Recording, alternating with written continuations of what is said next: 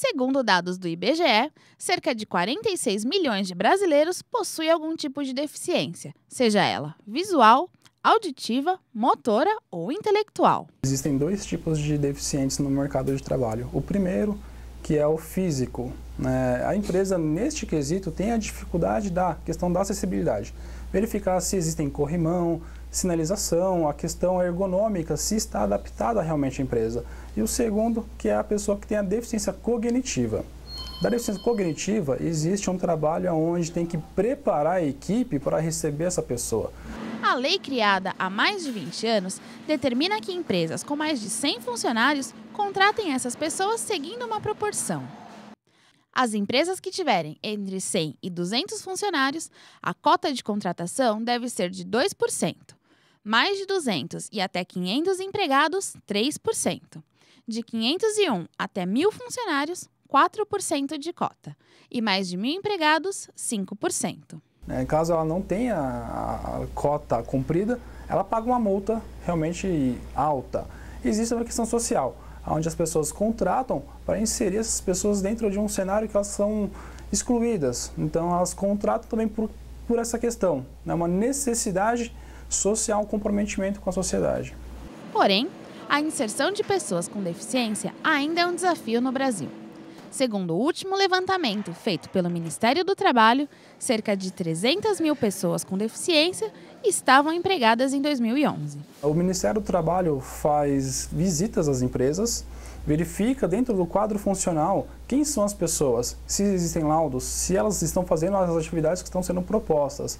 Então, essas visitas elas ocorrem de maneira surpresa, não é uma visita prévia, porque se existe a visita prévia, as empresas podem muito bem manipular as informações. Carolina tinha acabado de se formar quando se tornou deficiente. Eu fiquei cadeirante em 2001 por causa de um acidente de moto. Eu tinha acabado de me formar na faculdade. Eu fiz faculdade de Educação Física, me formei em 99 e um ano e pouco depois eu sofri um acidente e fiquei cadeirante. Naquele momento, foi em 2001, o mercado de trabalho não estava rolando ainda para as pessoas com deficiência, sabe? E não era comum ver gente com deficiência no trabalho. Então eu pensei que eu tivesse que ficar em casa. Enfim, eu pensava que o meu trabalho seria ali, que não era possível sair de casa. Mas em pouco tempo, ela voltou a trabalhar e isso ajudou na recuperação.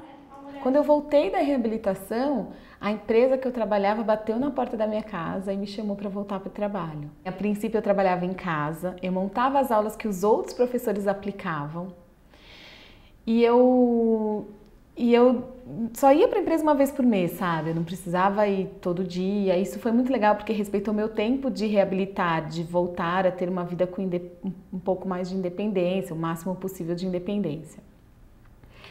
Bom, e aí, desta forma eu voltei para o trabalho. Um ano depois eu já estava trabalhando todo dia e eu falo que o trabalho foi uma ferramenta fundamental para a minha superação. 6 anos depois, Carolina abriu uma consultoria para auxiliar na contratação de pessoas com deficiência. Segundo Carolina, algumas deficiências acabam limitando a possibilidade de trabalho em relação a outras. A visual. E não é a deficiência que limita, mas é que a sociedade olha como limite, sabe? A visual é mais segregada.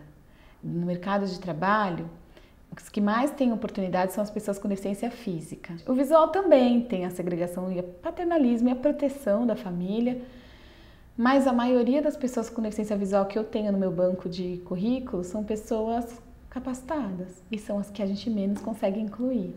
Aí depois a gente vai para aquelas que se formaram. Tem gente formada na faculdade e que chega no mercado de trabalho não dá certo.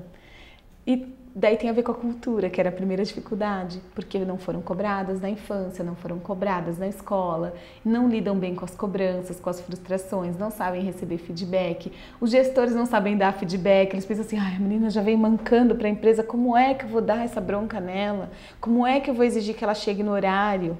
E aí, assim, essas dificuldades todas juntas que impedem mesmo o processo. A falta de escolaridade também impede a contratação dessas pessoas. A APAE de São Paulo procura aprimorar o conhecimento das pessoas com deficiência. Esse jovem, ele está aqui, ele tem uma deficiência intelectual, ele passa por um processo de capacitação, nós oferecemos alguns cursos, cursos de várias modalidades para que ele possa ter uma oportunidade lá fora.